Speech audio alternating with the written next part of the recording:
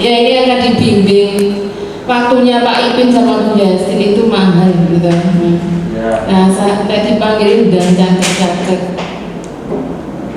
Jadi langsung Pak Ipin sama Bu Yasin. Kemudian nunggunya.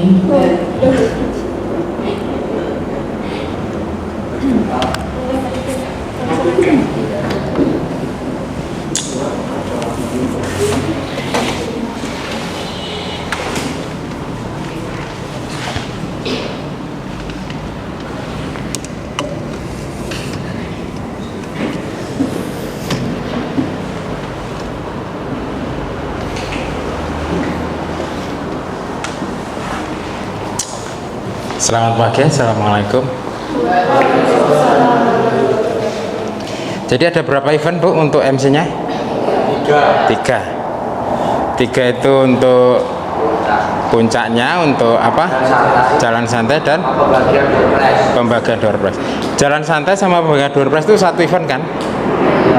Satu event apa dua event? Satu event. Oke. Apakah Anda semuanya sudah mengetahui susunan acaranya? Nah, tahap pertama adalah Anda tahu susunan acaranya. Tanya ke PJ dari OSIS. Lihat.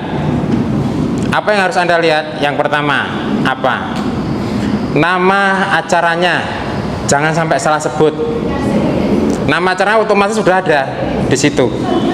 Nama acara, ya. Belajar profesional. Jangan melihat alah mandak sekolah dewe salah-salah, jangan seperti itu. Visi kamu kurang jauh. Visi itu harus jauh ke depan. Siapa tahu ilmu ini nanti berguna. Zaman sekarang itu kita harus punya karya. Kenapa Pak ini video kan? Ini portofolio saya. Kalau kita cuma cerita, saya pernah loh latihan MC. Buktinya mana? Nggak ada. Kamu akan dianggap pembohong. Buktinya mana? Ini sosmed saya, ini saya upload di sini. Ini portofolio saya. Nanti kamu bekerja, kenapa harus menerima kamu? Iya Pak, karena pengalaman saya selain di bidang ini, saya juga pengalaman di bidang MC juga. Mana buktinya? Ini Pak. Paham? Persaingan semakin ketat. Kalau Anda hanya punya satu ilmu, dua ilmu, pasti kalah dalam persaingan. Videokan, upload di sosmedmu. Karena nanti pekerjaan itu nggak lihat ijazah lagi, nilainya berapa, nggak lihat lagi kamu lulusan mana, nggak lihat lagi seperti itu. Yang dilihat apa? Sosmednya, skillnya, kamu bisa apa? Coba mulai sadar portofolio. Jangan apa ya, alah pansos, nggak seperti itu. Dunia sudah berubah gitu. Jadi nanti ketika kamu MC acting naik panggung harus di video. Abadikan momen itu karena belum tentu terulang. Paham? Satu yang harus kamu catat dan tulis ya, bukan diingat-ingat ya, catat dan tulis apa eventnya, apa itu eventnya, tulis namanya. Itu kan harus kamu sebutkan di MC nanti ya. Jadi MC itu harus ada kata tanya di dalam otaknya. Yang pertama adalah apa nama eventnya. Yang kedua adalah siapa orang penting yang datang. Siapa itu siapa. Ditulis nama, gelar, jangan sampai salah sebut. Misalnya Bapak Kepala Sekolah itu nama lengkapnya siapa, gelarnya apa. Kalau sampai salah sebut, itu fatal ya. Apalagi kamu di event yang disponsori oleh perusahaan ternama, itu bisa dituntut karena merugikan. Jangan sampai salah sebut. Ya, apa, siapa yang datang, siapa yang hadir jadi penonton, ya. Kata-kata itu harus benar kamu tulis, kamu jawab sendiri. Terus kamu itu di mana? Ya, kamu di mana? Di mana itu berarti tempat, ya kan?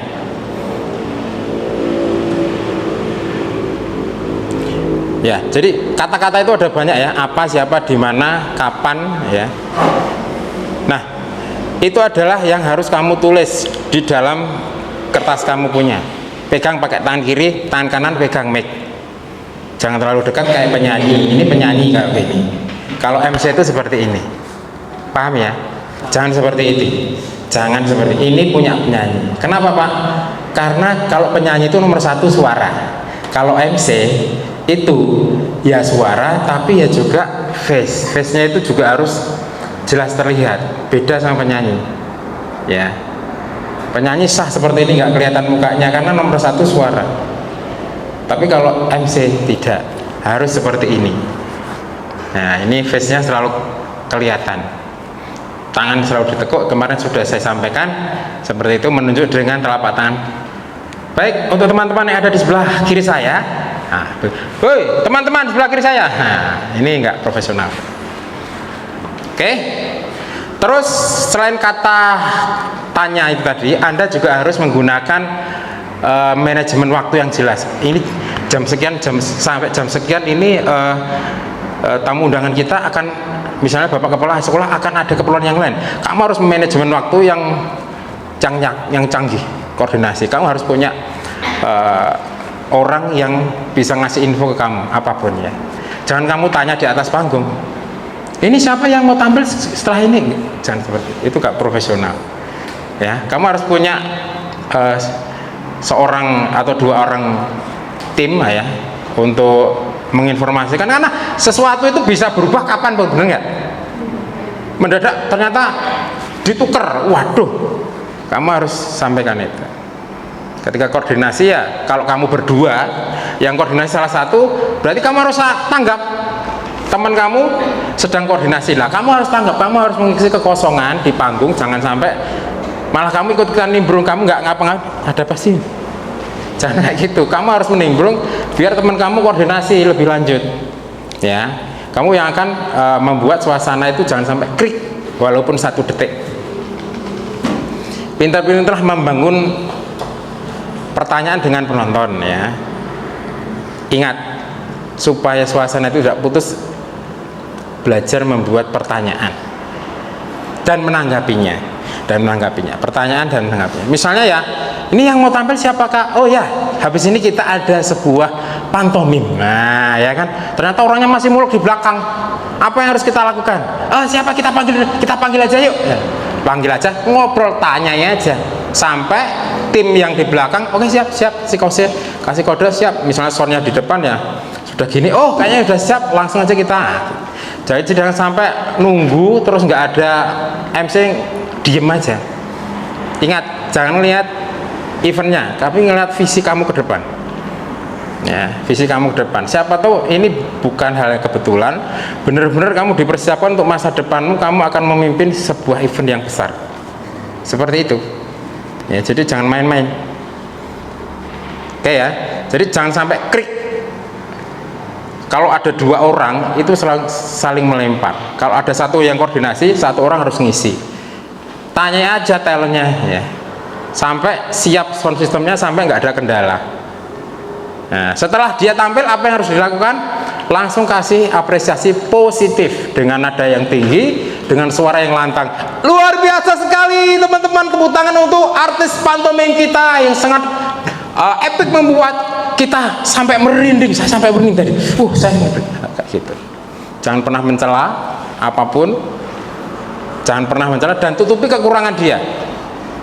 Gimana kak? Tadi ini teman-teman di depan itu semuanya pada melotok melongo menyaksikan penampilan kakak. Berapa kali latihannya? Wah, gitu. Diapresiasi, jangan dicuekin. Ya, orang mau tampil itu pasti grogi. Orang mau tampil itu pasti grogi. Sebelum tampil harus diedifikasi. Apa pak edifikasi? Edifikasi itu dumbul ke sak dur-dure. Ya, dumbul ke. Kasih dia support apa, moral. Ya.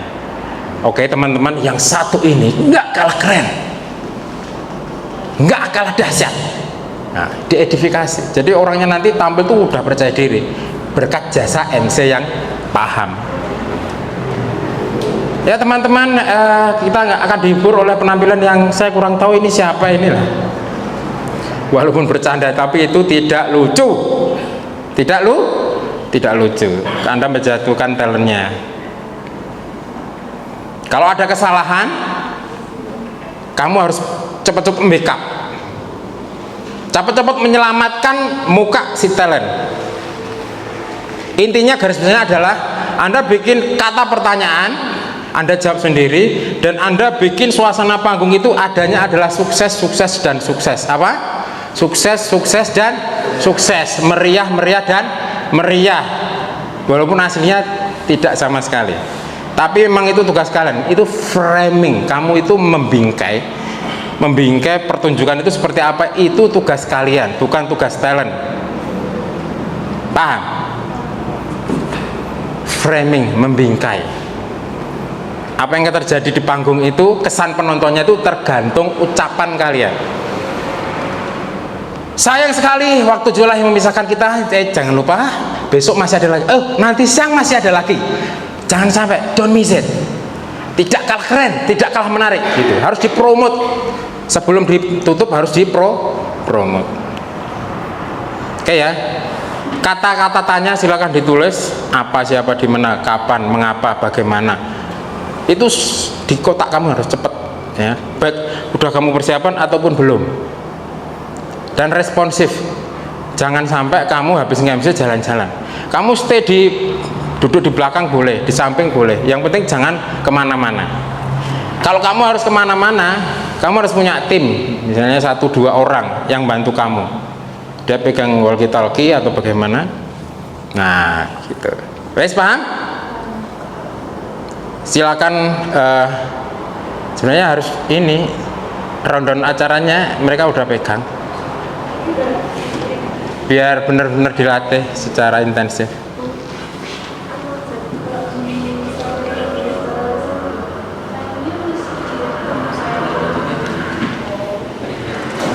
Ya, anak-anak ada pertanyaan? Ada pertanyaan? Jadi kalau berdua ya, itu kalian harus menyamakan nada dasar. Nada dasar itu apa Pak? Nada dasar itu ketinggian suara supaya enak didengar. Ya, menyamakan nada dasar. Ibaratnya kalau nyanyi itu gitarnya jereng segini, suaranya masuk, nggak fals. Kalau fals itu suaranya nggak masuk sama gitarnya. Ya, itu nada dasar. Yang kedua, menyamakan feel-nya, mood-nya harus sama ya. Kalau temponya cepat ya cepat semuanya. Ada yang cepat terus yang satu santai. Gimana Kak? Hari ini kesannya benar? Kalau saya sih biasa.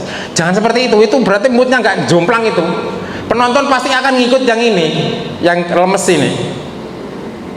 Kalau yang temanmu cepat, kamu juga harus cepat. Nada dasarnya sama, temponya juga sama. Jadi kalau ngomongnya cepet, ya ikutin cepat. Biar moodnya itu terjaga gitu loh. Jangan yang satu sudah tinggi, kamu lemes di bawah gitu. Nggak nggak enak dirasakan. Paham? Nah nanti setelah ini kita akan benar-benar praktek. Silakan nanti siapa dulu? Ini kamu sama siapa Orion? Sama Dwi Agustina. Dwi Agustina. Kamu sama siapa? Sama Iwanada sama Irisa. Oh bertiga? Iya. Oh iya. Bertiga itu jauh lebih sulit. Jangan sampai ada 2 orang ngomong. Harus ganti-gantian. Jadi tok tok tok tok segitiga mainnya itu harus rapih ya. Nek bareng sekalian, nek gantian sekalian. Ada yang terencana, ada yang improvisasi. Yang terencana apa misalnya kemarin pembukaan bareng ngomong bertiga bareng, jreng dilatih. Penutupan juga bareng, jreng dilatih ngomongnya.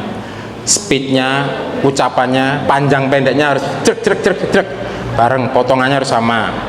Nah yang improvisasi silahkan gantian. Misalnya kamu bacain ini ya, door prize 1 sampai 2, saya 3, 4 gini, nah misalnya gitu. Silakan setelah ini kalian koordinasi sendiri gitu. Wes? Ini yang siap berarti Rizky sama Dila. Ya, silakan.